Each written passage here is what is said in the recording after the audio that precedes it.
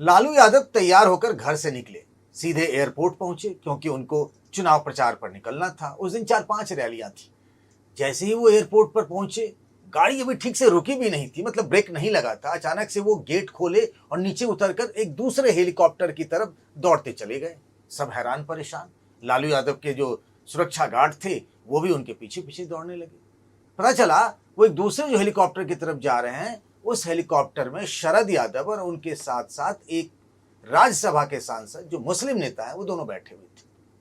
लालू यादव वहां पहुंचे। शरद यादव को उन्होंने कहा कि इन मुस्लिम नेता को नीचे उतारिए। शरद यादव ने पूछा, क्यों? इनके साथ तो मेरा कार्यक्रम लगा हुआ है।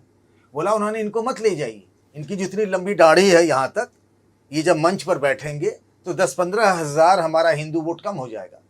नेता तो हम हैं असली, हमारे कहे पे मुसलमान हमारा वोट करता है, हमारे लिए वोट करता है और वो हमें समर्थन देता है। इनके चक्कर में तो मुझे हिंदू वोटों का नुकसान हो जाएगा। शरद यादव मानने को तैयार नहीं थे। लालू यादव ने समझाया कि आप बिल्कुल नहीं ले जा सकते, और ऐसा ही हुआ। शरद यादव किसी दूसरे नेता को लेकर के हेलीकॉप्टर से रवाना हुए। ये बात बिहार में विधानसभा चुनाव साल 2015 की है, जब जेडीयू और आरजेडी मिलकर चुनाव लड़ रही थी। और उस वक्त जो बीजेपी का पूरे देश में माहौल था, लेकिन बीजेपी बिहार विधानसभा का चुनाव हार गई क्योंकि उस वक्त मुसलमानों को लेकर जेडीयू और आरजेडी ने एक अलग किस्म की रणनीति बनाई थी, जिसमें यह था कि मुसलमान के साथ हम दिखेंगे नहीं, नजर नहीं आएंगे। अब आप कहेंगे मैं ये कहानी और किस्से क्यों सुना रहा हूं? क्योंकि इसका ताल्लुक लखनऊ से है, समाजवादी पार्टी से है। इस पार्टी के अध्यक्ष अखिलेश यादव से है और समाजवादी पार्टी इस आस में कि मुसलमानों का वोट हमें मिले। वैसे भी यूपी में अगर देखें, बीते कई चुनाव से मुस्लिम समाज की पहली पसंद जो है वो मुसलमान जो है, उसकी पहली पसंद समाजवादी पार्टी है। लेकिन मुसलमान को लेकर अखिलेश यादव ने बनाया है नया प्लान। आज इसी पर हम बात करते हैं। नमस्कार, मैं हूं पंकज झा और आप मेरे साथ देख रहे हैं पार्टी पॉलिटिक्स। जी हां, आज इसी बात पर बात करते हैं। बीते दिनों अखिलेश यादव ने लखनऊ में समाजवादी पार्टी ऑफिस में मुस्लिम समाज की दो अलग अलग बैठकें की। एक तो अल्पसंख्यक सभा की बैठक हुई और फिर एक पसमानदा समाज की बैठक हुई। पसमानदा उसको कहते हैं जो लोअर तबके के जो मुस्लिम समाज के लोग हैं उनको पसमानदा कहते हैं। और पसमानदा समाज की राजनीति सबसे पहले, पसमानदा मुसलमान की राजनीति बिहार में शुरू हुई थी, नीतीश कुमार ने शुरू की थी, फिर बीजेपी ने इसे लपका और अब इस पर काम करने लगे हैं अखिलेश यादव। अब जो मैं बात कह रहा था कि अखिलेश यादव ने बनाया है नया प्लान, तो प्लान क्या है? वो प्लान ये है कि मुसलमानों का साथ तो लेंगे पर उनके साथ दिखेंगे नहीं। मतलब दिखने भर का फर्क है।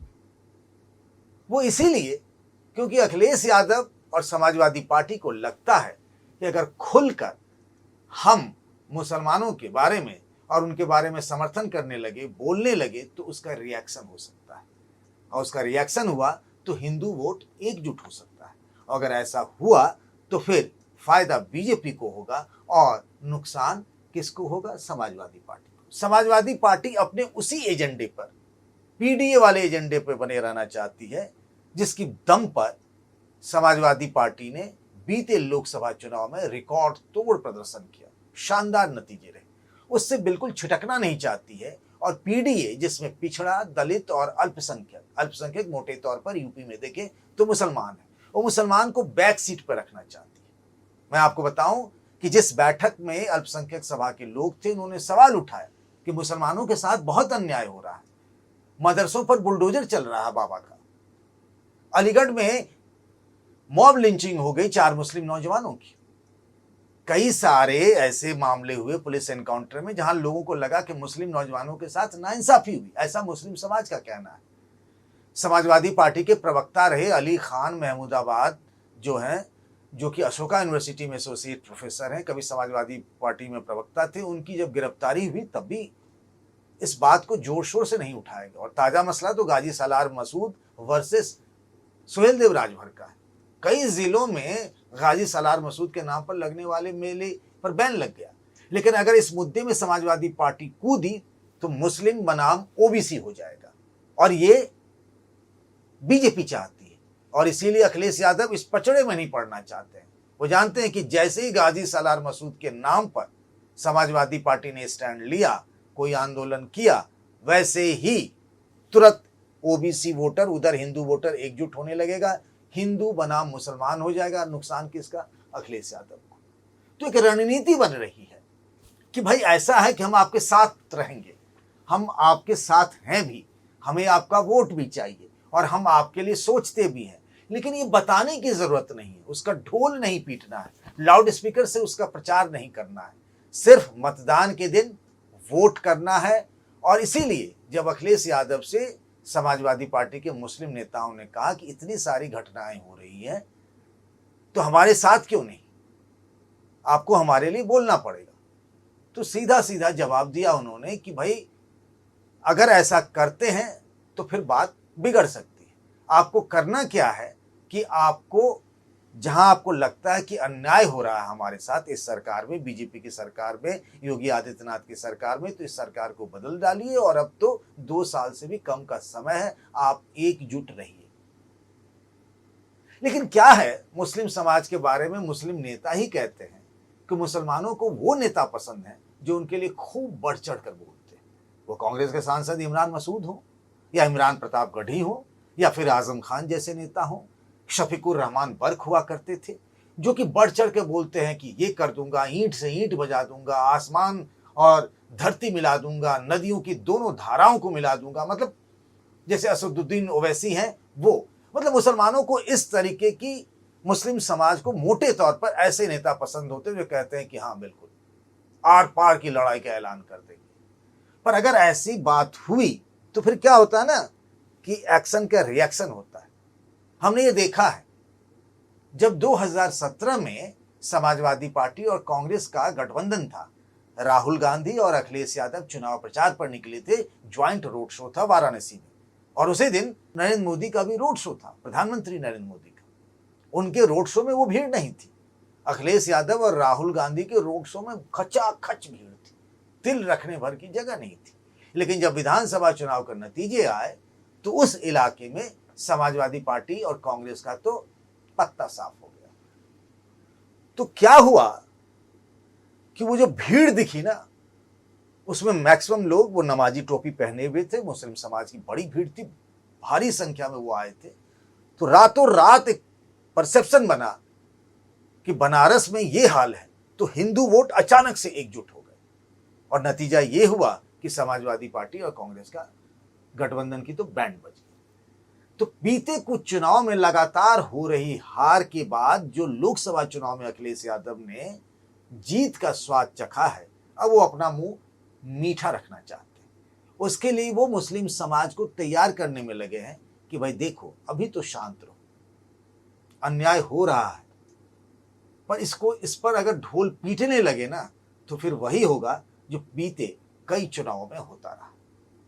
अखिलेश यादव ने एक बड़ा खतरा मोल लिया पिछले लोकसभा चुनाव में। उन्होंने बहुत कम मुसलमानों को टिकट दिए। गाजीपुर से अफजाल अंसारी जीते, दानिश अली हार गए, इकरा हसन जीत गई, मुहिबुल्लाह नदवी जीत गए, शफीकुर रहमान बर्क जीत गए, लेकिन उन्होंने बहुत कम टिकट दिए। अगर ज्यादा टिकट देते मुस्लिम नेताओं को तो फिर क्या होता? उसी के वजह से बीजेपी को मौका मिलता। और बीजेपी जो गेम चाहती है, बीजेपी चाहती कि समाजवादी पार्टी उनके पिच पर आकर बैटिंग करे, यानी हिंदू और मुसलमान। ऐसा होते ही बीजेपी का अपर हैंड हो जाता है, और फिर समाजवादी पार्टी पर तो तमाम तरह के आरोप लगाए जा सकते हैं। और बीजेपी जो बार बार कहती रहती है, हर जो बाहुबली इस टाइप के मुख्तार अंसारी, अतीक अहमद, इससे अखिलेश यादव समाजवादी पार्टी के रिश्ते जोड़े जाते हैं।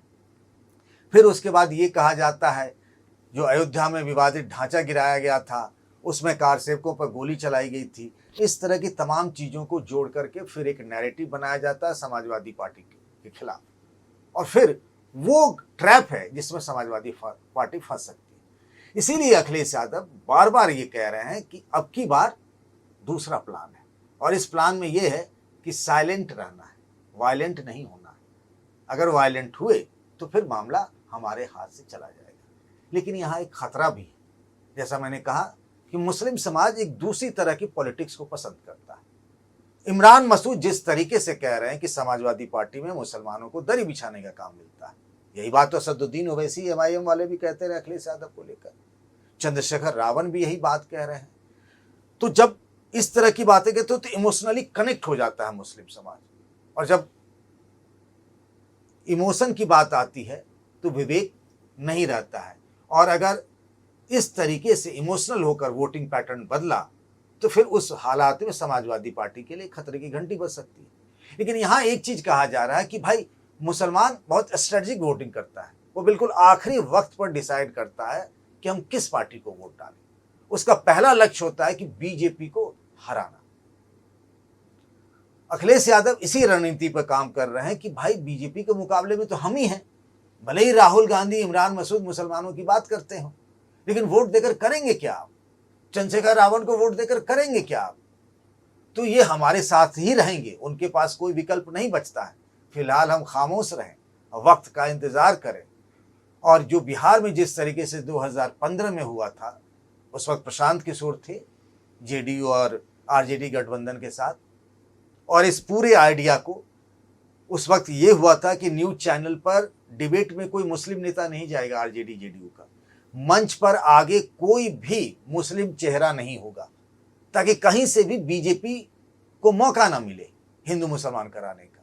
उसी रणनीति पर, जो एक सक्सेसफुल फॉर्मूला था, उसी पर काम कर रहे हैं। हालांकि इसका थोड़ा बहुत उन्होंने टेस्ट, जो नेट प्रैक्टिस होता है, अखिलेश यादव ने बीते लोकसभा चुनाव में किया, और उसमें देखिए ना कामयाबी कैसे मिली कि अयोध्या के राम मंदिर वाली फैजाबाद की लोकसभा सीट पर भी बीजेपी की हार हो गई।